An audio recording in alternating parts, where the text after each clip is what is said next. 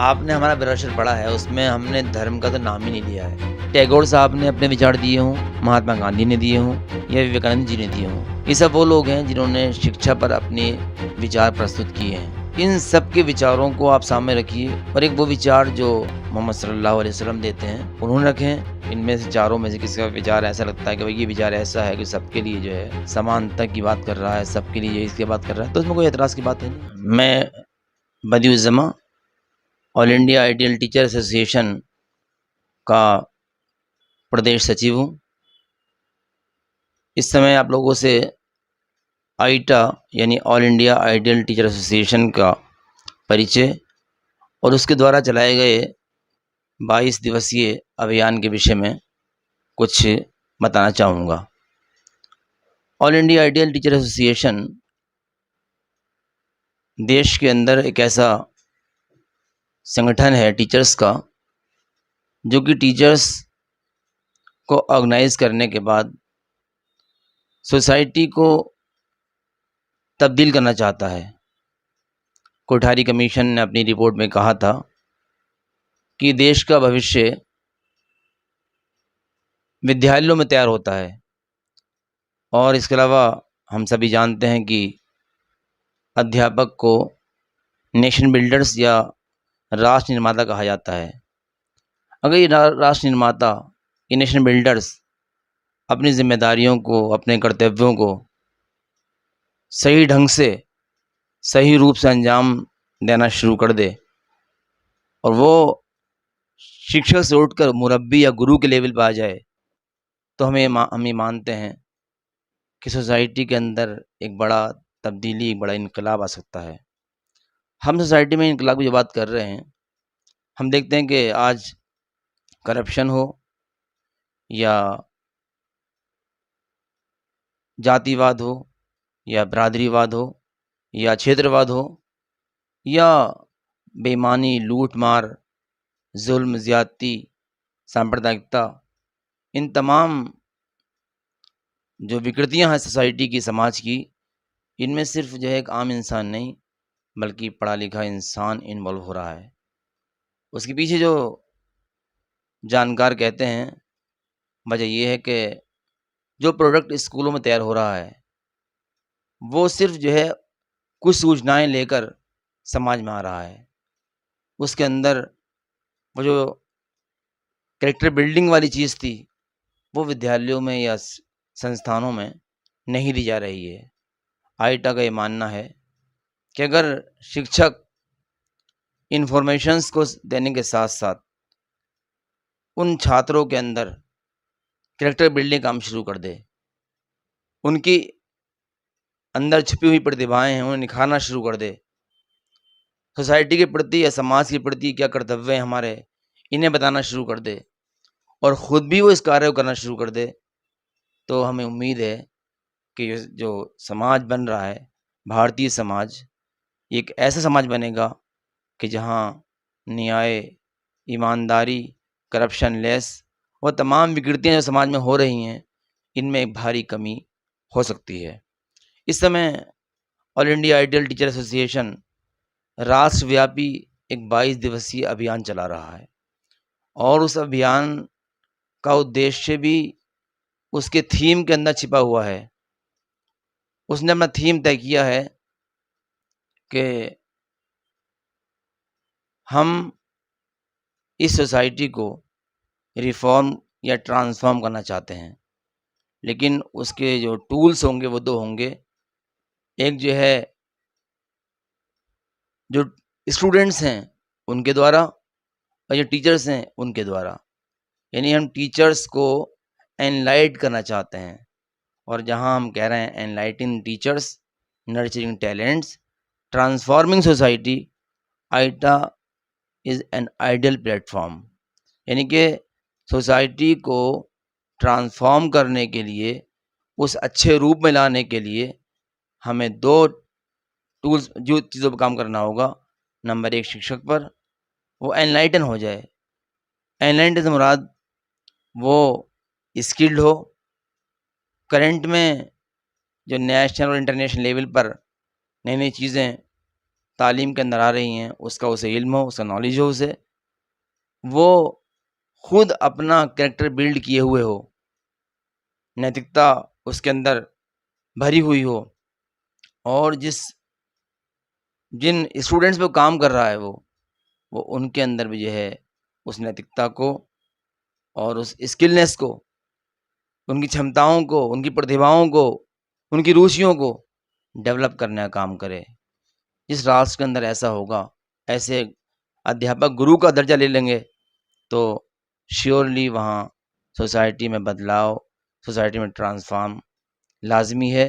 हमारा ये विश्वास है कि आईटा के इस 22 दिवसीय अभियान का एक अच्छा प्रभाव भारतीय समाज पर, हिंदुस्तानी समाज पर पड़ेगा, और हमें ऐसा पूरा यकीन है कि वो तमाम लोग जो हमारे इस संगठन का हिस्सा हैं या हिस्सा नहीं हैं, मगर वो इस काम में हमारा ज़रूर हिस्सा बन सकते हैं कि सोसाइटी को ट्रांसफॉर्म करने का काम, अध्यापक को अध्यापक से उठाकर गुरु के लेवल ले जाने का काम, और उन बच्चों पर जो हमारे अंडर में काम करते हैं, जिन्हें हम जो है शिक्षित करते हैं, हम उनके अंदर संस्कारों को लाने का काम, उनकी छुपी हुई प्रतिभाओं को निखारने का काम, और उन्हें स्किल्ड बनाने का काम अगर हम करना शुरू कर दें, तो यकीनन ये देश, ये राष्ट्र, ये समाज ज़रूर उस शिखर पे पहुँचेगा जिसका ख्वाब हमारा भारत देखता है, विश्व गुरु का ख्वाब।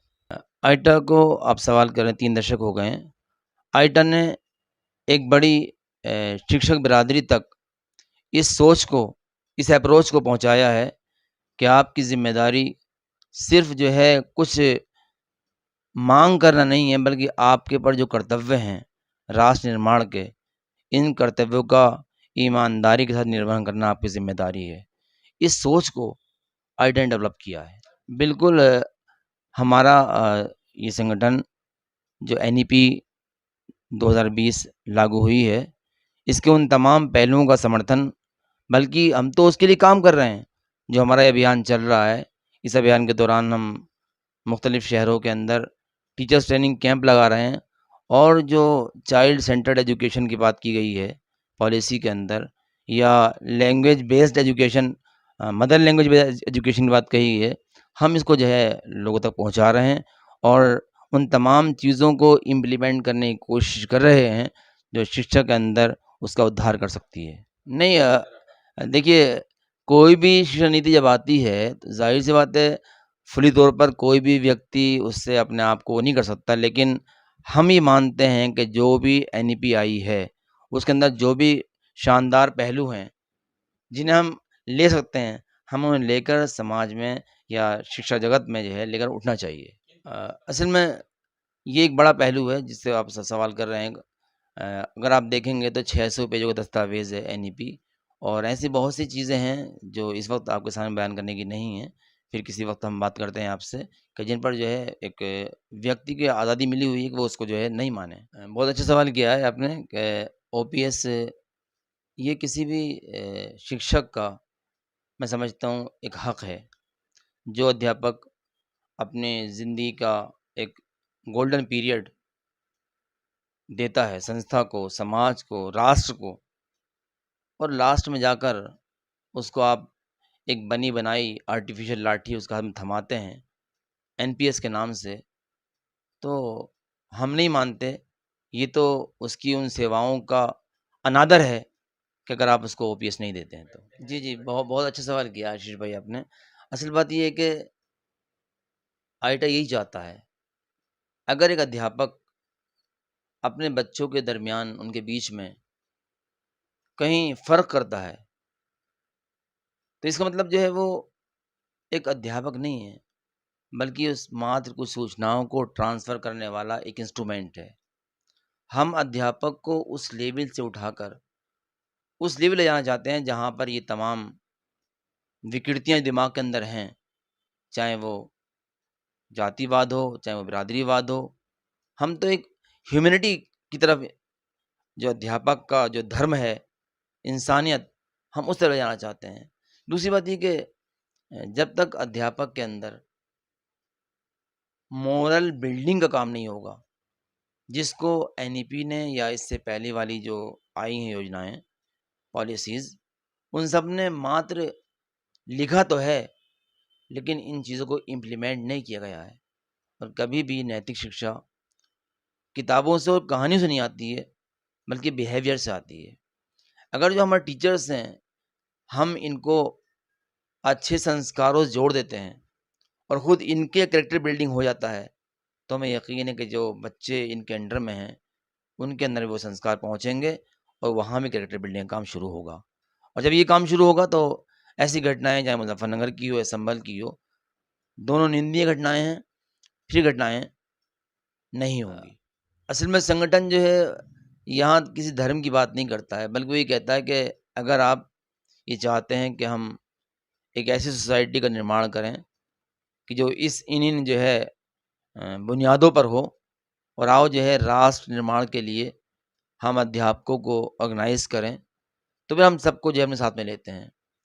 किसी की सोच हो सकती है कुछ भी, और हम पूरी सोच को हम उसे पढ़ भी नहीं सकते किसी व्यक्ति की। मैं समझता हूँ कि अगर हम जो है अपने विचारों को थोड़ा ब्रॉड लेवल पे सोचें, तो चाहे टैगोर साहब ने अपने विचार दिए हों, महात्मा गांधी ने दिए हों या विवेकानंद जी ने दिए हों, ये सब वो लोग हैं जिन्होंने शिक्षा पर अपने विचार प्रस्तुत किए हैं। लेकिन इन सब के विचारों को आप सामने रखिए और एक वो विचार जो विश्व नायक मोहम्मद सल्लल्लाहु अलैहि वसल्लम देते हैं, उन्होंने रखे हैं। अगर हम कहीं कंपैरिज़न करते हैं और हमें किसी इनमें से चारों में से किसी का विचार ऐसा लगता है कि भाई ये विचार ऐसा है कि सबके लिए जो है समानता की बात कर रहा है, सबके लिए इसकी बात कर रहा है, तो उसमें कोई ऐतराज़ की बात है नहीं। नहीं, आप इसको आप बताइए ऐसा कौन संगठन होगा जो किसी न किसी ऐसे व्यक्ति को आदर्श नहीं बनाएगा कि जो किसी संगठन धर्म से ना हो। आप लेंगे विवेकानंद जी को, आप लेंगे टैगोर जी को, आप लेंगे महात्मा गांधी को।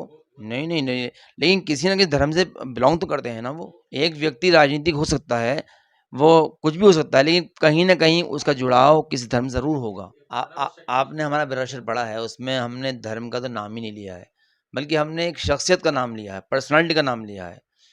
अभी द हंड्रेड्स नाम की जो पुस्तक लिखी है, एक वेस्टर्न राइटर ने, वो खुद अपने आप में क्रिश्चियन है। लेकिन जब वो लिखता है कि दुनिया की कौन 100 कामयाब शख्सियात हैं, पर्सनैलिटी हैं, जिन्होंने सोसाइटी में बहुत बड़ा इम्पैक्ट डाला है और बहुत कम पीरियड में उन्होंने इतना बड़ा बदलाव ला दिया, तो वो एक क्रिश्चियन व्यक्ति इंसाफ की बिहाफ पर मोहम्मद सल्लल्लाहु अलैहि वसल्लम को नंबर 1 पे रखता है। तो यहाँ तो ऐसा कोई मसला ही नहीं है कि जो है हम ना तो ये कहना चाहते हैं आपसे कि आप उस धर्म को आप फ़ॉलो करो, बल्कि उनके विचारों से अगर आपको लगता है कि उनके विचार सही नहीं है, ईमानदारी के साथ में, तब कोई बात नहीं है वो। देखिए संगठन की सदस्यता का जो 3 चीज़ें ऐसी हैं, जिनके बिहाफ़ पे हम किसी को अपना सदस्य बनाते हैं। नंबर 1 वो भारतीय नागरिक हो, नंबर 2 वो अध्यापक हो या अध्यापक रह चुका हो, नंबर 3 वो हमारे जो संगठन का संविधान है, उससे बरा मतलब इत्तेफ़ाक रखता हो। अगर 3 बातों को हम फ़ॉलो करता है बंदा, तो कोई भी हो, यहाँ पे एक जाति की बिहाफ़ पे, धर्म की बिहाफ़ पे हम किसी को ऐसे नहीं रखते, अपना मेंबरशिप नहीं दे सकते। अगर वो कहता है, तो वो बन सकता है। लेकिन उसको संविधान को, जो आईटा का संविधान है, उसको पढ़ना पड़ेगा उससे पहले। जी, आईटा उत्तर प्रदेश से बाहर जो दूसरी स्टेट्स हैं, वहाँ पर कोई भी ऐसा इश्यू जो अध्यापकों से जुड़ा होता है, उनके कोलैबोरेशन से काम करती है। अगर उनके मान लीजिए ओपीएस का मैटर है, तो ओपीएस में जो है आईटा साथ खड़ी है अदर संगठन के। अटेवा के संबंध में मैं कहूँगा कि चूँकि हम उत्तर प्रदेश के सिनेरियो में बात कर रहा हूँ आपसे, तो अटेवा से अभी कोई हमारा ऐसा नहीं है। लेकिन अटेवा का हमें कहता है कि आइए चलते हैं इस कार्य के लिए, जो हमारे अध्यापकों का है, उनके हक की बात है, तो हम तैयार हैं। जी, महाराष्ट्र में बहुत सारे मांग पत्र आईटा ने जो है दिए हैं और उसके मांग पत्र वो हुई हैं, बाकायदा कार्रवाई हुई हैं। और जिस टाइम एनईपी बन रही थी, एनईपी ने कुछ ड्राफ्ट लोगों से जो है मशवरे मांगे थे कि आप दीजिए एनईपी के लिए, तो आईटा ने वहाँ पर एक मशवरा रखा था कि आप जो दस्तावेज ला रहे हैं, उसमें आपने दस्तावेज़ को एक लैंग्वेज छोड़ दी है जिसका नाम उर्दू है, उसमें जो है वो दस्तावेज़ तैयार नहीं था। आईटा ने माँग की, उन्होंने उस माँग को जायज़ माना और जो है उसको 3 इंग्लिश, हिंदी और उर्दू तीनों लैंग्वेज में दस्तावेज़ एनबी का तैयार किया गया। दूसरी बात, आईटा ने मुल्क की सूरत हाल देखते हुए कहाँ-कहाँ बदलाव की ज़रूरत है, इस पे तमाम जो है सलाह-मशवरे उन्हें दिए थे। आईटा उत्तर प्रदेश में काम कर रही है, इस समय 19 ज़िलों के अंदर काम है और हमें उम्मीद है कि जो अभियान चल रहा है हमारा, इस अभियान के तहत हम जो है और ज़िलों को भी कवर करेंगे। आईटा का स्टैंड यही रहा है कि ओल्ड ओपीएस अध्यापकों का हक है और वो उसे मिलना चाहिए। जी, आंदोलन में शरीक है। मतलब लिखित में पार्ट नहीं है लेकिन सब पूरी सपोर्टर है ओपीएस। संविदा पर जो शिक्षक हैं, ख़ास तौर से शिक्षा मित्र हैं या मदरसे में पीछे आधुनिकीकरण के रूप में कुछ लोग लगाए गए थे, उन पर जो है आईटा का ये स्टैंड है कि सरकार को उनके बारे में सोचना चाहिए कि ये बीच में लटकाना ठीक नहीं है और आईटा ने मेमोरेंडम भी दिया है दिल्ली के अंदर इस बात का, मिनिस्ट्री ऑफ एजुकेशन को, कि जो पैरा टीचर्स हैं इनको इनका हक देना चाहिए। परमानेंट की मांग तो हम नहीं करते हैं, इसके एक रूल्स हैं एनसीटीई के, जो एनसीटीई के रूल्स हैं उसके अकॉर्डिंग ये भी सही नहीं है कि आप उनकी जो बुनियादी ज़रूरतें हैं वो भी पूरी ना हों, इतना कम आप मानदेय उन्हें दें, वो भी जो है 4-4 साल में, 3-3 साल में दें, इसके खिलाफ है। देखिए अगर हम डिमांड करते हैं तो एनसीटी ने अभी एक गाइडलाइन बनाई है और उस गाइडलाइन के खिलाफ हम कहीं जा सकते हैं। असल में उत्तर प्रदेश में आईटा की जो एक्टिविटीज़ ख़ास तौर से मैं कहूँगा बरेली में, ये भी पिछले 2-3 महीने में शुरू हुई हैं और ये घटना जो अभी शायद घटी है, इसको तकरीबन 1 साल हो चुका है, जहाँ तक मैं समझता हूँ, फरीदपुर वाली घटना, या इससे पहले पीलीभीत के पूरनपुर में घटी थी घटना, लपैती वाली। लेकिन आईटा का स्टैंड तो इस पे यही है कि जो चीज़ हमें हमारा संविधान दे रहा है, हमारी किताबें हमें वो दे रही हैं, हमारी शिक्षा नीति हमें दे रही है, उस पर हम जो है किन्हीं ऐसे संगठनों की दबाव में आके कोई कार्रवाई कर दें, ये अन्याय है बिल्कुल। चूँकि बरेली चैप्टर की बात मैं कर रहा हूँ, उस वक़्त तक आईटा यहाँ पे इस रूप में नहीं थी कि वो कदम उठा सके। अगर अब कोई घटना ऐसी होती है, तो आईटा जो है, जो प्रशासनिक अधिकारी हैं उनसे बात करेगी। प्रदेश स्तर पर आईटा ने ऐसा कोई कदम नहीं उठाया अभी। हाँ, अगर कहीं भी जो है अध्यापक पर ज़ुल्म होता है या उसके अधिकारों का हनन होता है, तो लाज़िमत है उठाएगी आईटा। जो भी संविधान के दायरे में रहकर, संविधान जितनी हमें आज़ादी देता है, उसके अंदर हम हर वक़्त कदम उठाएँगे। लोकतांत्रिक तरीके से जितनी भी आज़ादी हमें मिलती है संविधान से, हम उसके लिए तैयार थे, तैयार हैं और काम करते हैं इस पर। नहीं, असल में ये सवाल हमारा नहीं है, जो आप सवाल पूछ रहे हैं, ये सवाल हमसे संबंध वाले इसका अध्यापकों से उन दिनों में काम कराया जाता है जब वो जो है छुट्टी पर होते हैं। अध्यापकों से जो है वो कार्य कराए जाते हैं जो उनके शैक्षिक कार्य से हटकर इतर कार्य हैं, आप देख रहे हैं।